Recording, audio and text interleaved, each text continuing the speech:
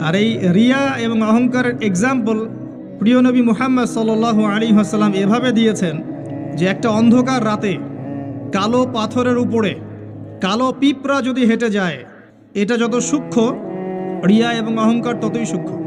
নিজের অজান্তেই নিজের মধ্যে চলে আসবে, আপনি বুঝতে পারবেন না। যেটা আমরা ছেড়ে এসেছি 1400 বছর আগে, ওটাই ইসলাম। এখন আমরা যা করছি এর সব কিছু ইসলাম না।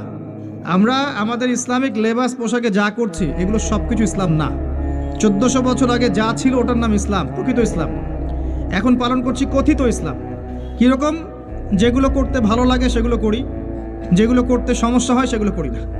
আল্লাহ পাক সূরা বাকারার মধ্যে বলেছেন 85 এবং 86 নম্বর আয়াতে, বা'দা আউযু বিল্লাহি মিনাশ শাইতানির রাজিম আফাতুমিনুনা বিবা'দিল কিতাব ওয়া তাকফুরুনা বিবা'দ।